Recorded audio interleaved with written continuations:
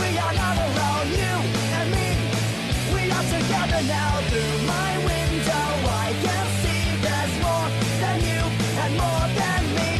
Me and you, when we are not alone, different view, we are together now. Through my window I can see.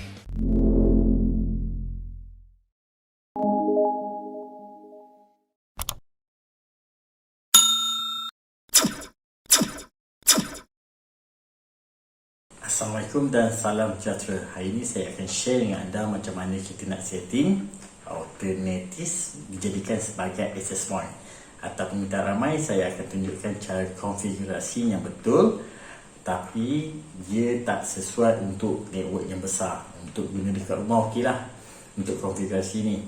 Okey, so jom kita tengok macam mana nak setting. Langkah pertama, kita kena checking dulu IP address router utama kita, sebab kita nak setting nanti router Netiz tu, kita pastikan dia sama kelas dengan IP address router utama tu. Okey, macam IP saya 192.168.0.1. Okey, sekarang ni kita disconnectkan connection antara laptop kita dengan router utama. Macam saya pakai wireless, so saya disable ke wireless. Kalau anda pakai kabel, anda kena unplug kabel lah. So sekarang ni kita kena buat connection pada router Netiz. Sebaik-baiknya guna kabel lah, seperti diagram yang ada kat dalam ni. Nampak? Okey, pada laptop sama ada kita nak setting static IP atau setting auto. Saya recommend lebih baik setting auto lah. Okey, kemudian dari laptop kita sambung kabel ke router Netiz antara LAN 1 hingga LAN 3, pilih salah satu. Okey, jangan lupa onkan router tu lah. Sekarang ni anda boleh setting IP address pada laptop anda. Terpulang pada anda nak setting auto atau static IP pada laptop lah.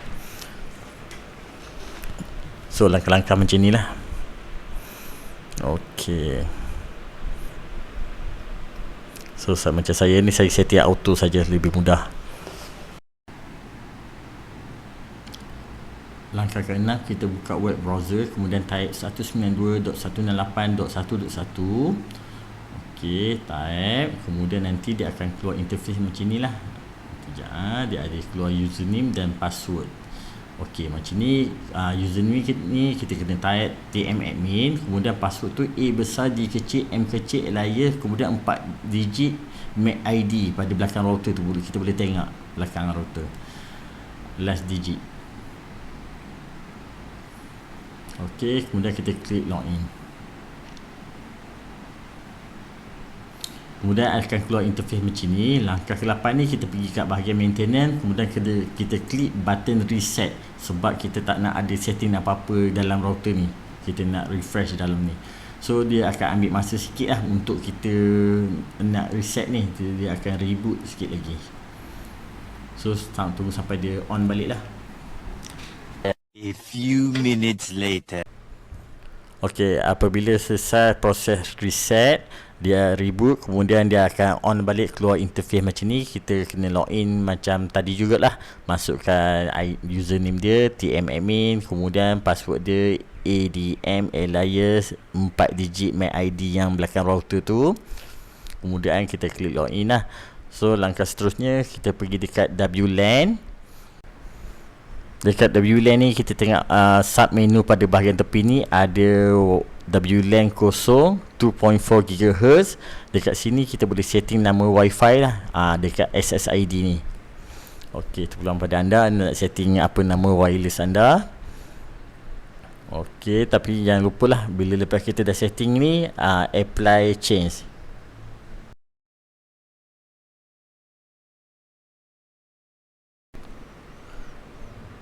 Okey, seterusnya kita pergi dekat bahagian security. Kita nak set password Wi-Fi untuk 2.4. Macam ini encryption ni saya pilih WPA2. Kemudian kita set lah password untuk wireless kita. Apabila dah set, jangan lupa apply change.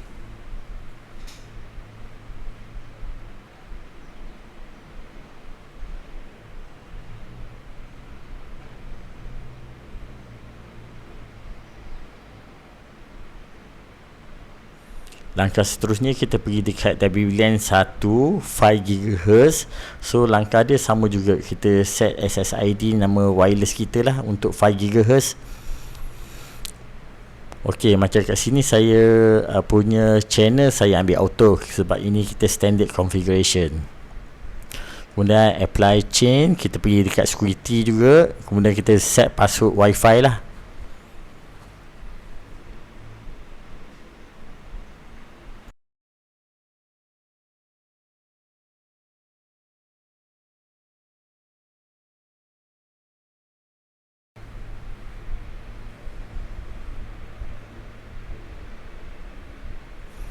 Jangan lupa klik apply chain. Okey, untuk langkah 15 kita kena pergi dekat bahagian setup, kemudian kita pergi sub menu, bahagian tu dia tulis LAN. Okey, bawah sekali. Okey, LAN ni. Kemudian kat sini kita nak tukar IP address. Okey, nak tukar IP address ni, ingat tak tadi langkah yang pertama kita check IP address router utama. Macam saya punya IP address router utama 192.168.0.1. So kena pastikan bila 0.1 tu router netis anda kena setting 0.2. Okey, macam ni. Kalau anda 1.1, anda kena setting router netis anda 1.2. Okey, 0.1.2. Kemudian jangan lupa tekan apply change.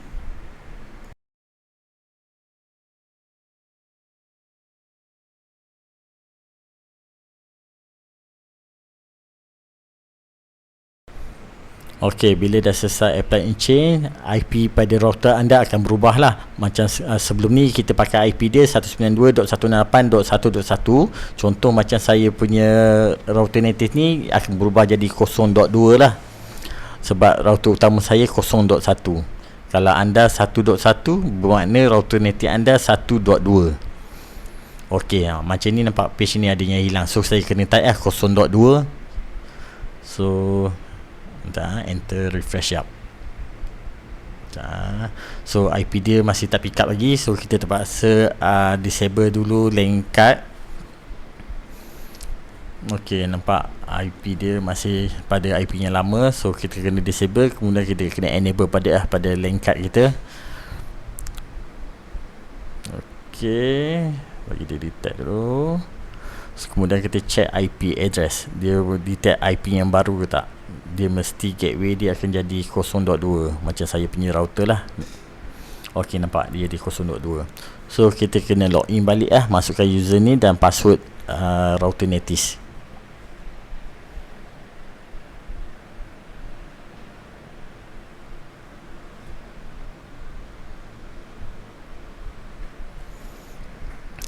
Masuk macam biasa, kemudian login. Okey, bila dah login, kita select dekat bahagian menu tu, bahagian service lah. Kemudian kita pergi dekat sub menu, klik DHCP, kemudian kita tengok DHCP mode, kita select, kita tickkan pada none. Okey, dekat sini kita kena matikan fungsi DHCP sebab kita akan menerima arahan daripada router utama kita. So kita tak nak netis ni pun dia akan bagi arahannya sama juga. Sebab bila satu network ada terima dua arahan, so nanti network tu dia akan pening. So contoh dalam satu network ni ada dua leader, dia nak panggil Ali. Leader pertama panggil Ali, leader dua pun panggil Ali. So Ali ni nak pergi mana satu? Dia dah pening dah. So maknanya dalam satu network ni dia hanya ada satu leader saja. So kita kena matikan fungsi pada DHCP pada router netis ni. Kita hanya terima satu arahan saja pada router utama. So yang ni penting sebab ini selalunya kalau kita tak matikan, dia akan IP konflik dia. Internet memang dapat, tapi ada masa dia akan ada problem.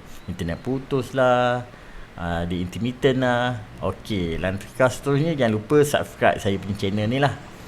Okey, ini saya contoh sambung kabel. Okey, macam saya router utama saya ni saya tak pakai router TM, saya pakai router sendiri. Okey, so saya masuk ether 2. Okey, cucuk. So okey, macam router Netis saya masuk dekat LAN 2 lah. Okey, LAN 2 ni pergi ke router utama. Kemudian macam anda punya ni, anda follow ikut macam dalam diagram ni lah. Router utama masuk daripada LAN 1. Okey, ini tahu one portnya. Okey, LAN 1 router utama, kemudian masuk ke LAN 1 ke router Netis. So LAN 2 pergi ke laptop anda lah. Okey, so macam ni lah diagramnya. Mungkin router Netis anda ni jauh daripada router utama, mungkin tingkat 2 atau tempat yang tak ada coverage. So sekarang ni kita kena check, kita kena pastikan pada router Netis kita, pada laptop kita, kena pastikan dapat IP daripada router utama. So sambungan kita punya tadi daripada laptop sama ke router Netis, daripada router Netis sama ke router utama. So bermakna pada laptop kita kena pastikan akan menerima IP pada router utama. So okey, kita check, tengok. Okey.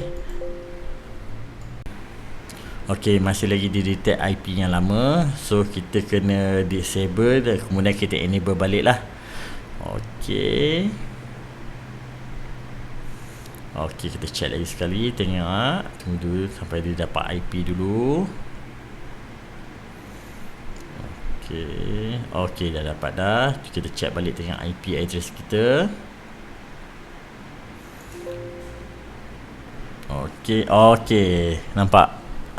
Gateway kita dah dapat gateway daripada router utama. So bermakna konfigurasi kita betul lah, tak ada masalah. Okey, so sekarang ni kita nak test lah internet gunakan kabel. Okey, nampak internet ada lah. So macam sekarang ni internet guna kabel, okey, tak ada masalah. So sekarang ni saya unplugkan kabel network saya. Kemudian saya dah unplugkan kabel network. Kemudian saya nak test menggunakan wireless pula. Okey, menggunakan wireless ni berfungsi dengan elok atau tak? Okey, so dah connected.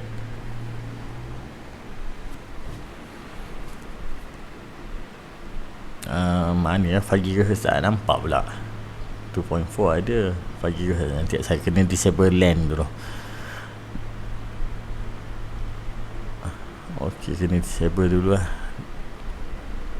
WLAN punya kena disable. Kemudian kita enable balik. Kemudian tengok 5 GHz tak nampak. Okey, dah ada dah. 2.4 dengan 5 GHz dah ada. So kita buat connection dulu. Kita tengok internet boleh dapat tak menggunakan wireless pada router Netis.